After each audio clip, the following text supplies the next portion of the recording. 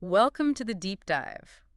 Today, we're really going deep into how we represent graphs and also into graph coloring. That's right. Think of this as getting you totally prepped. Like if you had a test on graph fundamentals tomorrow, this would be your study session. Exactly. We've pulled together a lot of material to really, solidify how we describe and analyze these networks mathematically. Yeah, we'll be digging into the main ways graphs are represented with matrices and then shifting gears to vertex coloring. We'll cover the incidence matrix, adjacency matrix, circuit matrix, and path matrix first. Right, those four.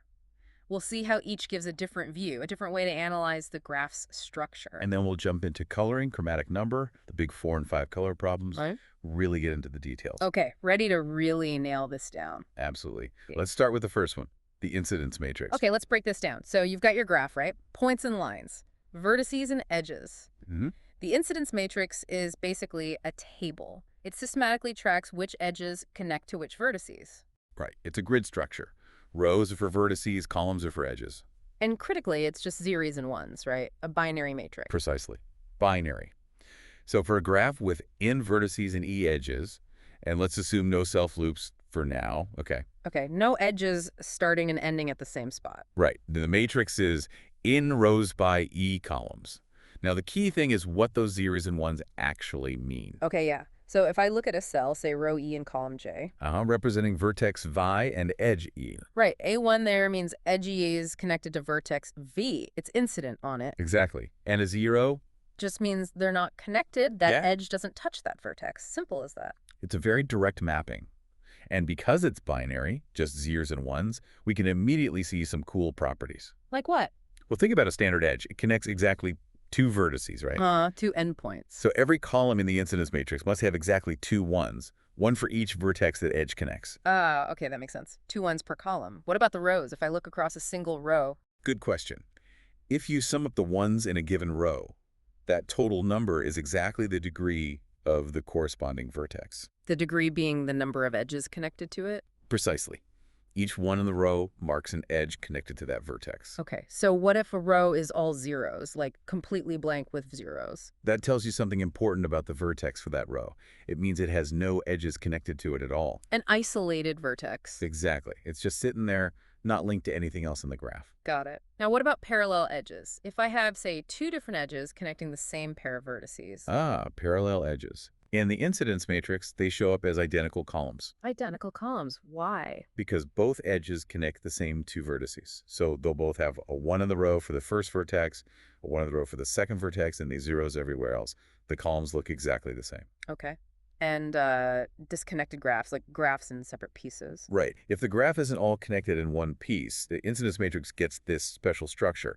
It becomes block diagonal. Block diagonal, meaning? You'll see a chunk, a block, of non-zero entries corresponding to the first connected piece. There may be another block for the second piece down the diagonal. Yeah.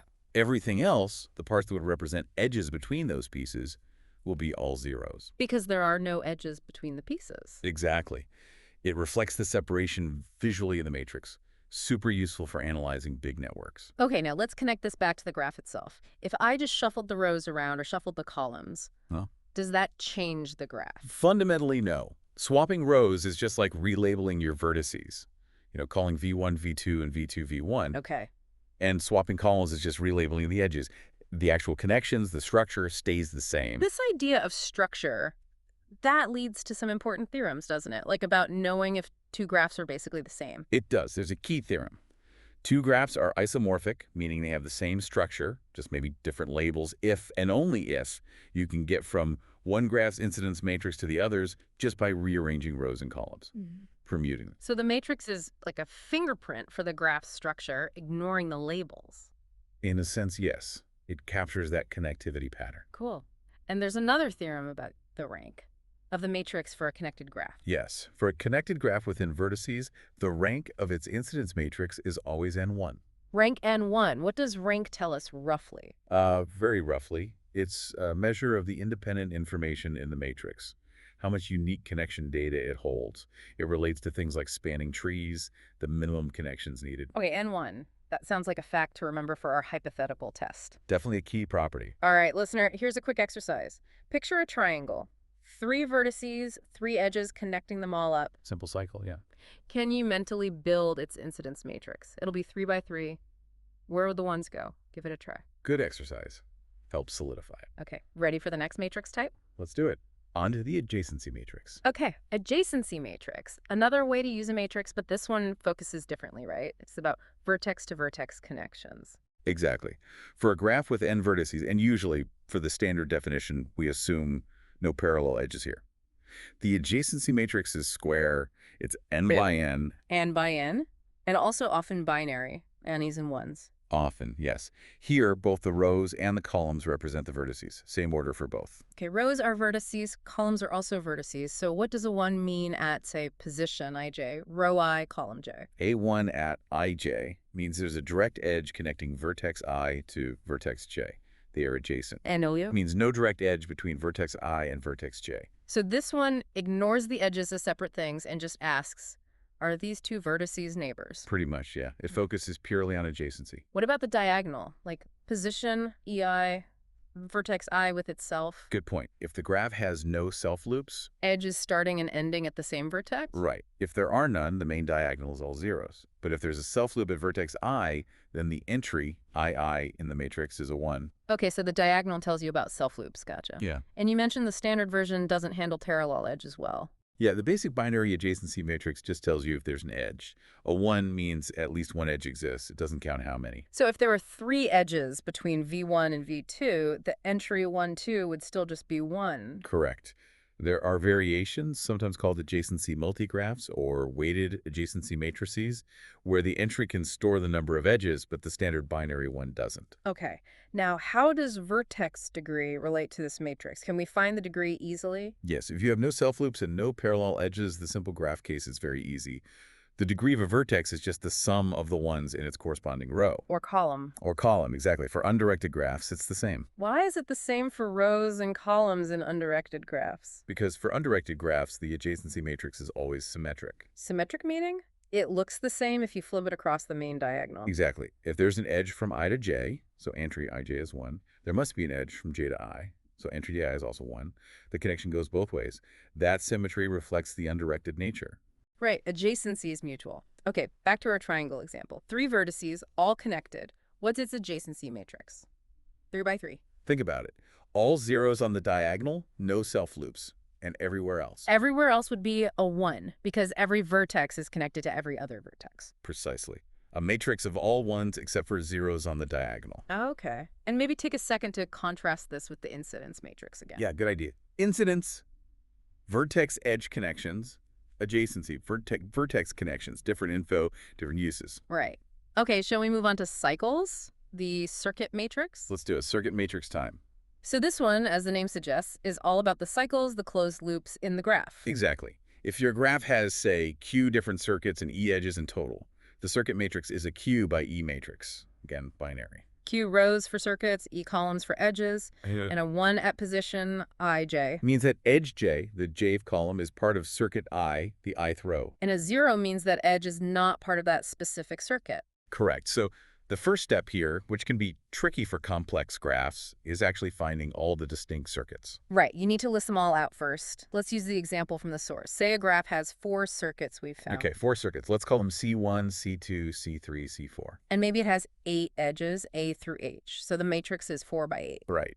And let's say C1 uses edges A and B. So the first row of the matrix would have 1s in the columns for A and B. Yep. And zeros in the columns for C, D, E, F, G, H. Okay. And if C2 used edges, C, E, G. Then the second row has 1s in the C, E, D columns, zeros elsewhere. C3, D, F, D. Row 3, 1s in D, F, G columns. And C4, C, D, F, E. Row 4, 1s in C, D, F, E columns. See how it works, listener.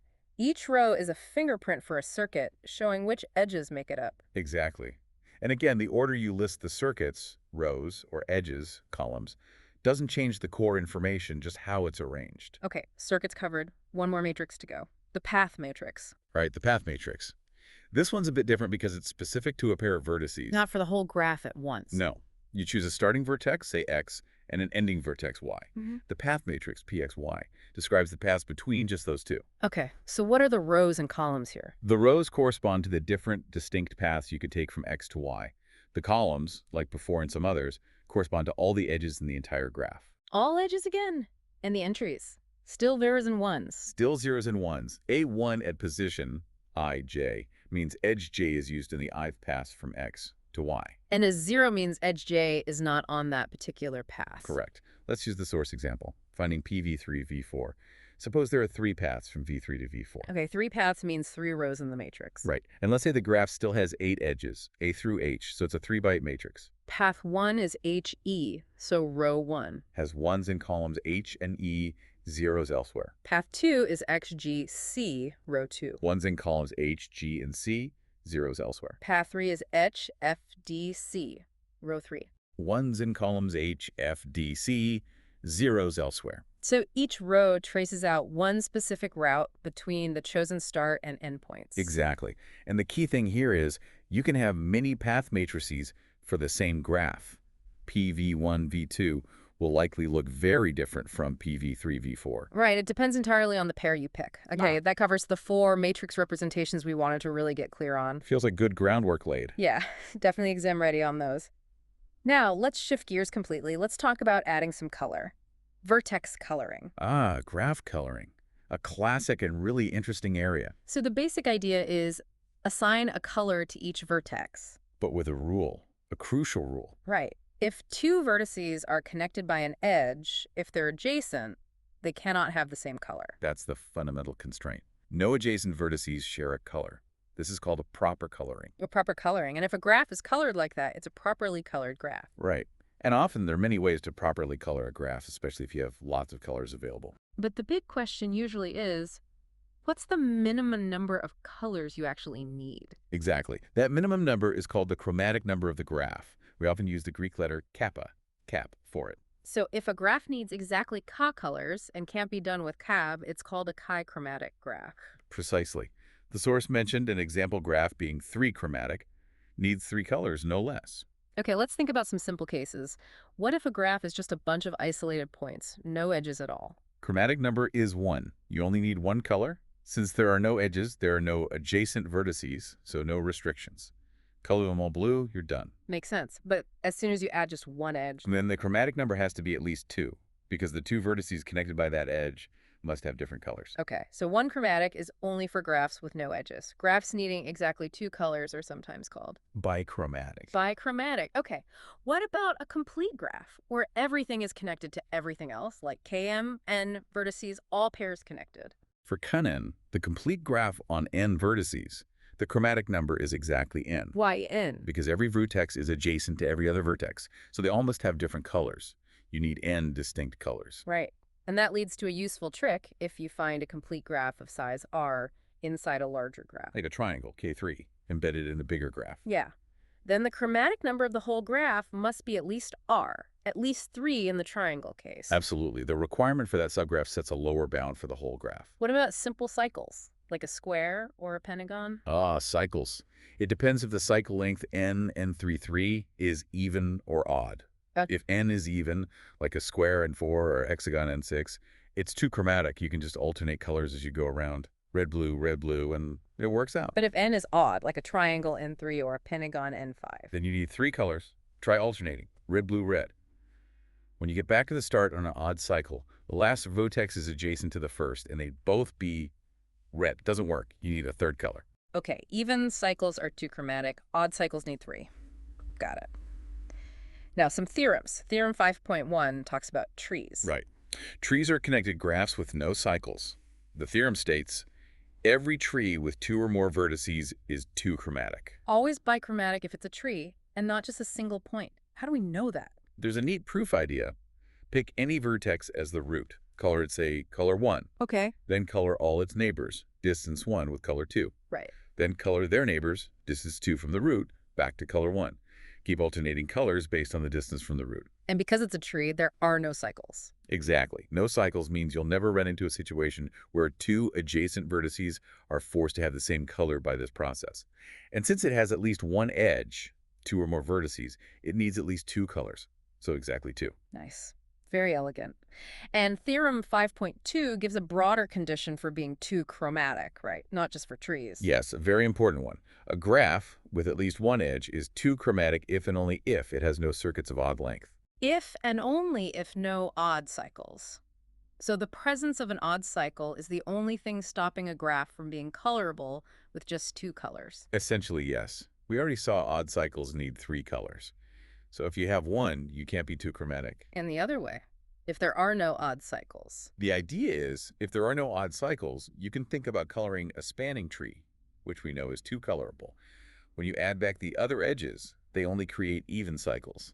And adding an edge across an even cycle won't force a third color because the endpoints of that edge would have had different colors in the two coloring of the tree. Wow, okay, so odd cycles are the key obstacle to being bichromatic. That's a really fundamental result. It really is. It connects structure, cycle length directly to a coloring property. All right, let's tackle something that sounds a bit more abstract, the chromatic polynomial. Ah, yes, PNia. It sounds intimidating, but it's actually a powerful counting tool. So P near is the number of vertices, and lambda is the number of colors we have available. Exactly. Lambda is the number of colors in your palette, so to speak. The polynomial peon, when you plug in a specific number for gray, tells you how many different ways you can properly color the graph using at most O colors. At most I colors. Okay, how is it built? Well, the formal definition involves sums and combinations, but conceptually, it relates to counting the ways to use exactly I colors. Let's say C is the number of ways to properly color the graph, using exactly I distinct color. Okay, C ways for exactly I colors. If you have only colors available, first you need to choose which I colors you're going to use out of the unavailable. That's you choose I ways. Combination, right. Right, and for each choice of I colors, there are C ways to apply them properly. So the polynomial ends up being a sum of terms involving these C values and combinations of I. Calculating those C values must depend heavily on the specific graph's structure. Absolutely. That's where the graph's edges and connections determine everything. For instance, for any graph with an edge, C1, ways to use exactly one color, is always 0 go. Because you can't properly color it with just one color if there's an edge. Right. And for any graph with n vertices, Cn, ways to use exactly n colors, is n factorial. N, assuming you have n colors available. And factorial, why? Because if you're using n distinct colors for n vertices, you have n choices for the first vertex, n1 for the second, n2 for the third, and so on. Nn, 1, 1, 1 equals n. Ah, okay, so the polynomial captures all this. The example in the source had factors like os1 and 2. Does that tell us something? Yes. If Pn has a factor of k, it means Pnk equals 0. So you cannot properly color the graph using only k colors. If you see 0, 1, 2 as factors, it implies the chromatic number must be at least 3.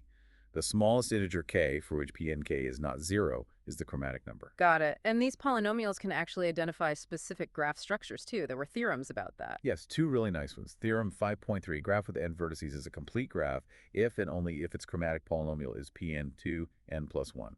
That product makes sense from our earlier discussion about coloring complete graphs. Exactly. O choices for the first vertex, O brun for the second because it's connected to the first, O2 for the third because it's connected to the first two, and so on. Perfect match. And the other theorem, 8 to 5, was about trees. Right. An n-vertex graph is a tree if and only if its chromatic polynomial is Pn. Pn to the power n1. Why that form? Think about coloring a tree starting from a root, Ptosis for the root. Then for each of the other n1 vertices, it just needs to have a different color from its unique parent in the tree structure. So O1 choices for each of those n1 vertices. O times 1 multiplied n1 times. Makes sense. So the polynomial really encodes structure. It does. It's a very rich object. Okay, ready to switch topics again. Matching then coverings. Let's do it. Matchings first. What's the basic idea? A matching is a set of edges in the graph where no two edges in the set share a vertex. So like pairing up vertices, but no vertex can be part of more than one pair in the matching. Exactly. A single edge is trivially a matching. Okay. And a maximal matching. Maximal means you can't add any more edges from the graph to your matching set without breaking the rule, without having two edges share a vertex. So you've included as many edges as possible locally, maybe, using our triangle example again. Pick any single edge of the triangle. That's a maximal matching. You can't add either of the other two edges because they both share a vertex with the one you picked. Even though the matching only has one edge, it's maximal because you can't add more. Right. Right. Now compare that to a largest maximal matching, also called a maximal matching. That's a maximal matching that has the greatest possible number of edges over all possible maximal matchings in the graph. So find all the maximal matchings and pick one with the most edges. The number of edges in that is the matching number. Correct. The matching number is the size of a largest maximal matching. And there was a mention of bipartite graphs and complete matching. Yes. Bipartite graphs have two sets of vertices, say x and y, and edges only go between x and y. A complete matching from x to y pairs up every vertex in x with a unique vertex in y. So everyone in set X gets a partner in set Y. Right. If such a complete matching exists, it is the largest maximal matching. But you can have a largest maximal matching that isn't necessarily complete in that sense. Okay, that's matching selecting independent edges. Now, coverings, specifically edge coverings. Right. An edge covering is kind of the opposite idea. It's a set of edges where every vertex in the graph is touched by or incident to at least one edge in the set. So instead of edges avoiding vertices, edges have to cover all the vertices. Exactly. Every vertex must have at least one edge from the covering set connected to it. Examples. Well, the entire edge set of the graph is usually a covering, unless they're isolated vertices. A spanning tree in a connected graph is also a covering, if a graph has a Hamiltonian circuit. A cycle hitting every vertex exactly once. Yes. The edges of that circuit form a covering, too. And like with matchings, we're interested in minimal coverings. Yes. A minimal covering is one where you can't remove any edge without leaving some vertex uncovered. If you take out any edge, the set fails to be a covering anymore. Got it. What are some key things to know about coverings? Well, first, a graph needs to have no isolated vertices to even have a covering. Makes sense. Right, can't cover an isolated vertex with an edge. Also, for an n-vertex graph, a covering needs at least ceiling n2 edges, roughly half the number of vertices. Ceiling, the All right. smallest integer that's n2 or bigger. Okay, and pendant edges connected to a vertex with degree 1 must be in every covering, Why? because that degree 1 vertex is only connected by that one edge. To cover that vertex, you have to include that edge. Oh, okay. And every covering contains a minimal one. Yes, you can always start with any covering and keep removing redundant edges whose removal doesn't uncover any vertex, until you get down to a minimal one. Okay. And structurally, what do minimal coverings look like? Minimal coverings cannot contain any cycles. Cycles, why not? If there was a cycle, say edge E is part of a cycle in your covering, all vertices on that cycle are touched by at least two edges in the cycle. So you could remove edge E, and all vertices on the cycle would still be covered by the remaining edges of the cycle, meaning the original covering wasn't minimal. Right, cycles have redundancy for covering, and minimal coverings might have different sizes. They can, yes. The smallest possible size for a minimal covering is called the covering number. And Theorem 810 gave a condition for minimality. About paths. Yes. A covering G is minimal if and only if it contains no paths of length 3 or more. No P4s, paths with 4 vertices, 3 edges. Why is that the condition? Think of a path V1, E1, V2, E2, V3, E3, E4. If this path is in your covering G, consider the middle edge E2. Is it essential? Vertex V2 is covered by E1. Vertex V3 is covered by E3. Removing E2 doesn't uncover V2 or V3. So if you have a path of length 3 or more, the covering isn't minimal. And if you don't have paths of length 3 or more? It means the connected components of the covering must be star graphs, a center vertex connected to leaves. In a star, every edge is essential to cover either a leaf or the center, if it's the only edge connected to the center. So no redundant edges, meaning it's minimal. Clever connection between path length and minimality. Okay, we're getting near the end. Let's touch on those famous coloring problems. The 4-color and 5-color problems. Classics. The 4-color problem, originally a conjecture, now a theorem. What does it state? It states that any map drawn on a plane, or equivalently, any planar graph can be properly colored using 4 or fewer colors. Planar, meaning drawable on a flat surface with no edges crossing. Exactly. Think coloring countries on a map, so no adjacent countries, sharing a border, not just a point, have the same color. The theorem says you'll never need more than 4 colors for any possible map. And this was famously hard to prove, right? Needed computers. Yes, the proof in 1976 by Appel and Haken involved checking a huge number of specific cases with computer assistance. A landmark, but controversial at the time. Wow. But there's an easier related theorem, the 5-color theorem. Yes. The 5-color theorem states that every planar graph can be properly colored with 5 colors. It's weaker than the 4-color theorem, but it has a much more accessible proof using induction, no computer needed. How does that proof work, roughly? You assume it's true for graphs with n1 vertices. Then you take a planar graph with n vertices.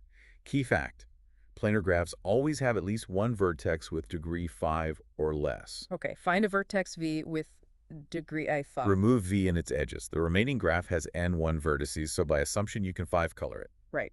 And I put made back. Now try to color V. It has at most 5 neighbors. If its degree was 4 or less, or if its 5 neighbors don't use all 5 colors among them, then there's a free color for V. You're done. What if Vives is degree 5 and its neighbors use all 5 different colors, say colors 1, 2, 3, 4, 5? This is the clever part. Look at the neighbors colored 1 and 3. Is there a path between them using only vertices colored 1 or 3? Maybe, maybe not. If there isn't such a path, it means the 1 neighbor and the 3 neighbor are in different 1-3 colored components. You can take the component containing the neighbor colored 1 and swap all its 1s and 3s. This is still a valid 5 coloring overall. Why? Because that component wasn't connected to the other 1-3 component via a 1-3 path, the swap doesn't create any conflicts. Wow. But now, the neighbor of V that was colored 1 is now colored 3, so that no longer has a neighbor colored 1. Ah, so color V with color 1. Exactly. If there was a 1-3 path, you try the same trick with colors 2 and 4. Yeah. Because the graph is planar, you can prove that you can't simultaneously have a 1-3 path and a 2-4 path blocking the swaps. So one of the swaps must be possible, freeing up a color for V. That's really ingenious, using the planarity to guarantee you can always find a way. It's a beautiful argument. Guarantees 5 colors are always enough. Okay, one last quick topic, the greedy coloring algorithm. Right. This is a practical method, but not guaranteed to be optimal. How does it work? It sounds simple. It is simple. First, you order the vertices somehow. V1, V2, V3, up to Vn. Okay, pick an order. Then you go through them in that order. For vertex V1, give it color 1. Easy start. For the next vertex, V2, look at its neighbors that you've already colored. In this case, maybe just V1. Assign V2 the lowest numbered color, starting from 1, that is not used by any of its already colored neighbors. So if V1 is a neighbor and is color 1, V2 gets color 2. If V1 is not a neighbor, V2 gets color 1. Right. You continue this for V3, V4, and so on. For each vertex V, you look at its neighbors. Among V1, V2, Vi1, find the smallest numbered color not used by any of those neighbors and assign it to Via. What if all the colors used so far are used by its neighbors? Then you have to introduce a new color, the next highest number that hasn't been used yet at all. Okay, so it's greedy because it always tries to reuse the lowest possible color number at each step. Exactly. It's easy to implement. But the catch is, It might not find the true chromatic number. It might use more colors than necessary. precisely. The number of colors it uses can depend heavily on the initial ordering of the vertices you chose. For some orderings, it might be optimal. For others, it might use significantly more colors than the minimum required it. But it's a way to get a proper coloring, even if not the most efficient one. Yes, it always produces a valid, proper coloring relatively quickly. All right. That covers a huge amount of ground. Incidence, adjacency, circuit, path matrices. Chromatic number, polynomial, matchings, coverings. The big coloring problems, the greedy algorithm. Wow. We really did dive deep into those core concepts. Yeah, hopefully everyone listening feels much more prepped, like they could really explain these ideas now. You've got a solid toolkit for analyzing networks and graphs. Definitely good foundation. So here's a final thought to chew on. When might you choose one matrix representation over another for a real-world network? Like, is an adjacency matrix better for Facebook friends, while an incidence matrix makes more sense for flight routes between airports? That's a great question. What kinds of insights does each representation make easier to see or compute for different kinds of networks? Social versus transport versus maybe protein interactions. Something to ponder. What unique view does each matrix give you? Good food for thought. Absolutely. Well, thank you for joining us on this very thorough deep dive. And thank you all for sticking with us through all that detail. Until next time.